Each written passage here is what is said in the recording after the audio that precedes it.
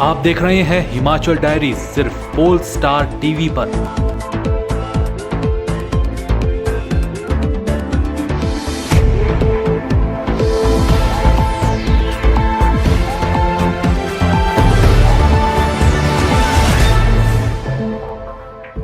नमस्कार, स्वागत है आपका हिमाचल डायरी में। आपके साथ मैं हूं मोनिका ठाकुर। आइए जानते हैं हिमाचल से जुड़ी ताजा तरीन खबरें।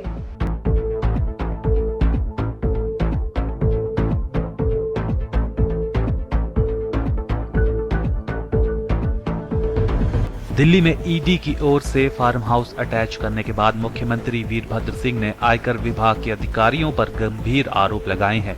उन्होंने कहा है कि आरएसएस भाजपा से जुड़े 2 अधिकारियों ने उनकी संपत्ति का गलत तरीके से आकलन कर ईडी के सामने रिपोर्ट पेश की है। संपत्ति को कई गुना ज्यादा बताया गया है। ईडी की कार्यवाही विधानसभा चुनाव से पहले उनकी सार्वजनिक छवि को धूमिल करने का प्रयास है। मुख्यमंत्री ने ईडी की कार्रवाई पर सवाल उठाते हुए कहा कि फार्म हाउस अटैच करने से पहले उन्हें नोटिस तक नहीं दिया गया। आंखों का चेकअप करवाने के बाद चेन्नई से दिल्ली पहुंचे मुख्यमंत्री वीरभद्र सिंह ने एक बयान में कहा कि आरएसएस की पृष्ठभूमि के फरीदाबाद के आयकर अधिकारी ने अपने कार्य क्षेत्र से बाहर जाकर इनकम टैक्स चंडीगढ़ से मिले निर्देशों के अनुसार गलत, आधारहीन और मनगढ़ंत सर्वेक्षण रिपोर्ट और डोजियर तैयार किया। इसका उद्देश्य ईडी और सीबीआई को मामले तैयार करने में मदद करना था। वहीं कांग्रेस हाईकमान ने प्रदेश कांग्रेस कमेटी से वीरभद्र मामले की रिपोर्ट मांगी है। हिमाचल प्रभारी अंबिका सोनी ने कांग्रेस प्रदेशाध्यक्ष सुखविंदर सुक्खू से इस बारे में पूछा है कि इस मामले का पार्टी पर क्या असर होने वाला है। सुक्खू पिछले दिनों नई दिल्ली में थे। वहीं बुधवार सुबह सीएम वीरभद्र सिंह ने अंबिका सोनी से मुलाकात की और विभिन्न मसलों पर उनसे चर्चा की। भोरंज उपचुनाव में भाजपा प्रत्याशी डॉक्टर अनिल धीमान का जीतना तय है। यह बात अनुराग ठाकुर ने भोरंज विधानसभा के दौरान चुनावी जनसभा को संबोधित करते हुए कही। भोरंज के करीब आधा दर्जन गांव में चुनावी नुक्कड़ सभाओं में सांसद अनुराग ठाकुर ने कहा कि केंद्र सरकार ने हिमाचल के विकास के लिए कई बड़े बड़े प्रोजेक्ट्स मंजूर किए हैं, लेकिन प्रदेश सरकार ने इन विकास प्रोजेक्टों को धरातल पर उतारने में कोई रुचि नहीं दिखाई, जिसमें एम्स अस्पताल, हेड्रो इंजीनियरिंग कॉलेज, ट्रिपल ITI, 61 राष्ट्रीय उच्च मार्ग सहित ऐसे कई प्रोजेक्ट्स हैं जिनको धरातल पर उतरने में कोई रुचि कांग्रेस सरकार ने नहीं दिखाई। उन्होंने कहा कि भाजपा की केंद्र सरकार रेल लाइन को चिंतपूर्णी तक पहुंचा देगी। इसके अलावा भानुपल्ली रेल लाइन का सर्वे भाजपा सरकार ने ही करवाया है। हमीरपुर ऊना रेल लाइन को बजट में 2850 करोड़ रुपए का बजट अलॉट किया गया है, लेकिन प्रदेश सरकार ने किसी भी प्रकार का सहयोग विकास कार्यों में नहीं किया।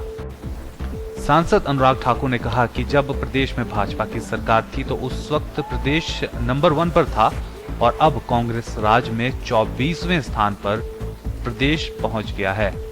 ये चुनाव केवल एक उपचुनाव नहीं है। ये चुनाव भोरंज की जनता के सामने एक मौका है कि आप विधायक भी भारतीय जनता पार्टी का चुने और पूरे प्रदेश की जनता को एक संकेत और संदेश दें कि आने वाली सरकार भी भारतीय जनता पार्टी की सरकार यहां से बनने वाली है। मित्रों, ये क्षेत्र ऐसा है कि कैप्टन विक्रम जी ने कहा कि एक के बाद दूसरी सड़क आती है, रास्ता पता नहीं चलता। ये केवल हिमाचल की नहीं, केवल देश की नहीं, बल्कि एशिया की सबसे ज्यादा सड़कें अगर किसी एक विधानसभा क्षेत्र में है तो धूमल जी के आशीर्वाद से भोरंज विधानसभा क्षेत्र में सबसे ज्यादा। यहां पर प्रदेश में देखा जाए तो इनकी सरकार ने क्या किया? खड्डों का अवैध खनन, वनों का अवैध कटान, नशे की और शराब की अवैध बिक्री और तबादला माफिया को बढ़ावा दिया। अगर आज प्रदेश में कुछ है तो ड्रग्स, शराब माफिया, वन माफिया, खनन माफिया, तबादला माफिया। ये माफिया की सरकार को हम माफ नहीं करेंगे और 9 तारीख को कमल का बटन दबाकर कमल का टेक्निकल यूनिवर्सिटी धूमल जी ने दिलाई, ये कोई पैसा उसके ऊपर खर्च नहीं कर पाए। हाइड्रो इंजीनियरिंग कॉलेज मैंने 150 करोड़ रुपए का मंजूर करवाया। टेक्निकल यूनिवर्सिटी के बाद सेंट्रल यूनिवर्सिटी हमने मंजूर करवाई। ट्रिपल आईटी कॉलेज मंजूर कराया। इंडियन ऑयल का डिपो और फौजियों के लिए कंटीन स्टोर्स डिपार्टमेंट सीएसडी का डिपो हमने मंजूर करवाया। ऊना हमीरपुर के बस स्टैंड 150 करोड़ रुपए के मंजूर करवाए, लेकिन इन सारे प्रोजेक्टों पर 2 रुपए भी ये सरकार खर्च नहीं कर पाई। करोड़ों रुपए के प्रोजेक्ट थे, लेकिन 2 रुपए भी ये सरकार खर्च नहीं करवा पाई। लेकिन ये पोल स्टार वाले भी जानते हैं कि उसको मंजूर कराए भी 3 साल हो गए, एम्स को मंजूर करवाए, पर देश की सरकार ने ना जमीन दी ना फॉरेस्ट क्लियरेंस दी, इसलिए वो 3 साल से यहाँ पर एम्स का काम शुरू नहीं हो पाया।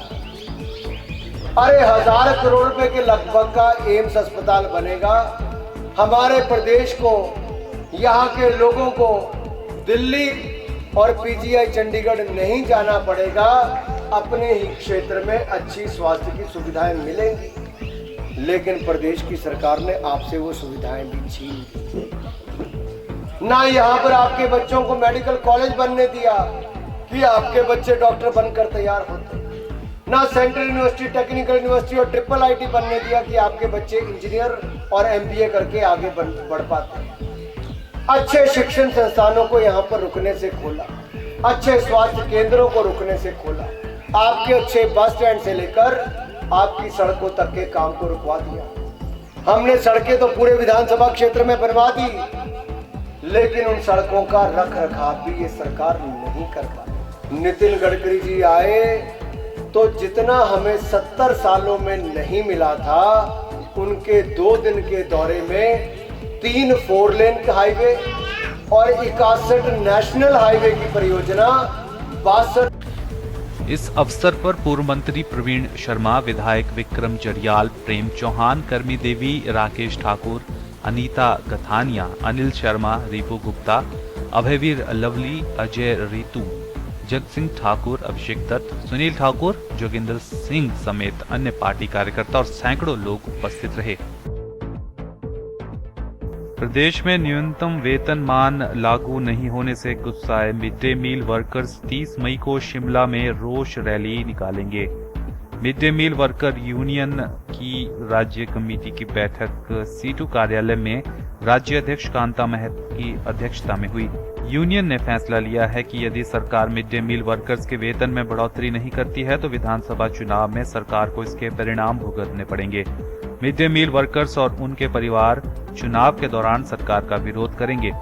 कांता महंत ने बताया कि 30 मई को सीटू के स्थापना दिवस पर शिमला में हजारों मिड डे मील वर्कर्स मांगों को मनवाने के लिए सरकार के खिलाफ हल्ला बोलेंगे। इसके बाद आंदोलन शुरू किया जाएगा। बैठक में सरकार पर आरोप लगाया गया है कि विधायकों और मंत्रियों का वेतन 45,000 से 1.5 लाख कर दिया गया है, लेकिन मिड डे मील वर्कर्स के वेतन में 200 रुपए प्रति माह की बढ़ोतरी करना प्रदेश के 24,000 मिड डे मील वर्कर के साथ अन्याय है। कांता महंत ने कहा कि इससे सरकार का गरीब विरोधी चेहरा बेनकाब हो रहा है। सरकार मिड डे मील की मांगों के प्रति पूरी तरह अड़ियल रवैया अपनाए है। सरकार ने बार बार मिड डे मील वर्कर्स के वेतन में बढ़ोतरी का आश्वासन दिए, लेकिन उसे लागू नहीं किया।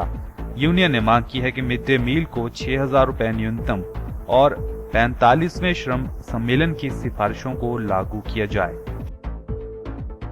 स्वराज इंडिया पार्टी दिल्ली नगर निगम चुनावों में भी प्रत्याशी उतार रही है और वहां पर दमदार प्रदर्शन करने की उम्मीद जता रही है। स्वराज पार्टी के संयोजक चमन राकेश अजटा ने कहा कि स्वराज पार्टी का सदस्यता अभियान जोरों पर है और शिमला में सैकड़ों लोग इससे जुड़ चुके हैं। इसके अलावा स्वराज अभियान के तहत अलग से सदस्यता अभियान चलाया जा रहा है। उन्होंने कहा कि प्रदेश में भाजपा और कांग्रेस पार्टियां केवल 2 परिवारों के इर्द गिर्द घूम रही हैं।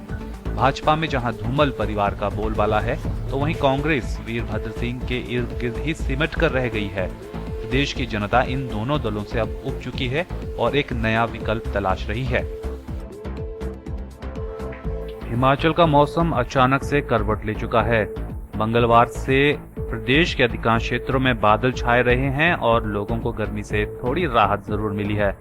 रोहतांग में तो दोपहर बाद बर्फ के फाहे गिर गए, जबकि शिमला और कांगड़ा के कई क्षेत्रों में बारिश हुई है। हमीरपुर और मंडी में भी भारी बारिश लोगों ने देखी। और लोगों ने बताया कि उन्हें इस मौसम से गर्मी से थोड़ी राहत जरूर मिली है। बुधवार के दिन भी अंधड़ और ओलावृष्टि की चेतावनी जारी की गई थी, जिसका असर हमीरपुर में देखने को मिला। मौसम केंद्र शिमला ने 7 अप्रैल तक प्रदेश में मौसम खराब रहने का पूर्वानुमान जताया है।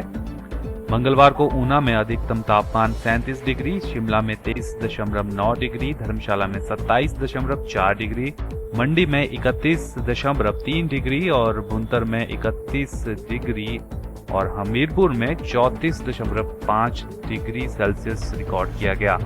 मौसम विभाग केंद्र शिमला ने 8 अप्रैल से प्रदेश में मौसम साफ रहने की उम्मीद जताई है। आज के बुलेटिन में फिलहाल इतना ही। मोनिका ठाकुर को दीजिए इजाजत। नमस्कार।